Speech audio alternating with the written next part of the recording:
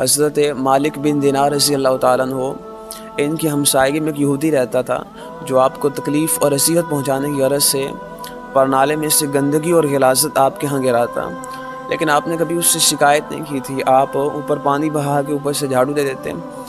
بعض اوقات ایسا بھی ہوتا کہ آپ کے نماز پڑھنے کی جگہ خراب ہو جاتی، تو اس کے دل میں خیال آیا کہ یہاں سے تو کوئی ریئیکشن نہیں آیا، تو ایک دن خود ہی پوچھنے لگا کہ آپ کے ہاں جو گندگی اور غلاظت آتی ہے تو آپ کو تکلیف تو نہیں پہنچتی؟ تو آپ نے فرمایا کہ تکلیف تو پہنچتی ہے۔ تو کہا پھر آپ کیا کرتے ہیں؟ تو فرمایا کہ میں پانی بہاتا ہوں اور اوپر سے جھاڑو دے دیتا ہوں۔ تو اس نے کہا آپ کو کبھی غصہ نہیں آیا؟ تو فرمایا نہیں، مجھے غصہ نہیں آتا۔ تو کہا کیوں نہیں آتا؟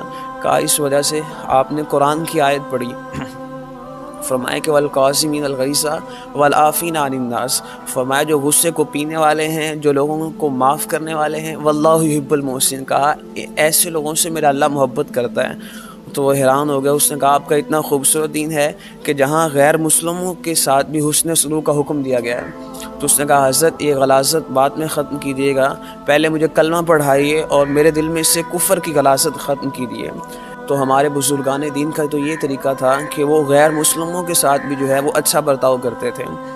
تو یہ اولیاء اللہ کے اخلاق ہوتے ہیں، یہ اپنے کردار کی وجہ سے اپنے اخلاق سے تبلیغ کرتے ہیں، اور اخلاق سب سے بڑا مبلغ ہوتا ہے۔ حضرت امام محمد رحمۃ اللہ علیہ بازار میں سے گزر رہے تھے تو کسی نے آ کے کہا کہ حضرت مجھے کلمہ پڑھائی اور مسلمان کر دیجیے۔ تو آپ نے کلمہ پڑھایا اور مسلمان کر دیا۔ تو آپ نے اس سے پوچھا کہ اسلام کی کس قدر نے تجھے متاثر کیا کہ تم اسلام لے آئے؟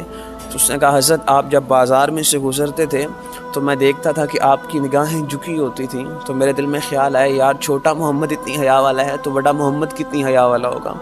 تو یہ ان کا مزاج ہوتا، یہ ان کا اخلاق ہوتا۔ اس واقعہ سے ہمیں دو چیزیں سیکھنے کو ملتی ہیں۔ ایک تو یہ کہ اولیاء اللہ کے اخلاق کتنے بلند ہوتے ہیں۔ ولی جو ہے وہ موٹے موٹے دانوں والی تسبیح پکڑنے سے ولی نہیں بنتا ہے، ولی اس اخلاق کی وجہ سے بنتا ہے۔ حضور علیہ السلام کی بارگاہ میں ایک عورت کا تذکرہ کیا گیا، فرمایا کہ حضور وہ صوم و صلات کی پابند ہے، دن کو روزہ رکھتی ہے، رات کو نفل پڑھتی ہے، لیکن حضور سے کہا حضور اس کا ہمسایوں کے ساتھ سلوک اچھا نہیں ہے۔ میرے حضور نے ارشاد فرمایا کہ جہنمی عورت ہے۔ تو دوسرا یہ کہ وہ ہمسایوں کے ساتھ کس قدر اچھا سلوک کرتے ہیں۔ صحابہ کرام فرماتے ہیں کہ حضور ہمیں ہمسایوں کے حقوق کے بارے میں اس قدر جو ہے وہ بیان کرتے کہ ہمارے دل میں خیال آیا کہ حضور ہمسائے کو وراثت میں سے حصے دار بنا دیں گے۔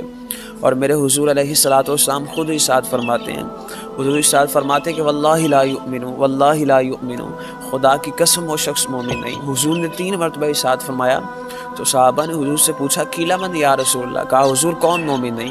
تو میرے حضور ارشاد فرماتے ہیں قال الذی لا یأمن جارہ بوائقہ، فرمایا جس کا ہمسایہ اس کے شر سے محفوظ نہیں، خدا کی قسم وہ شخص مومن نہیں۔ تو ہم دیکھیں ہم کہاں کھڑے ہیں۔ اولیاء اللہ کے یہ مزاج ہوتے ہیں کہ غیر مسلم ہمسایوں کے ساتھ بھی ان کا سلوک اچھا ہوتا ہے، اور ہم مسلمان ہمسایوں کے ساتھ ہمارا سلوک اس طرح کا ہوتا ہے۔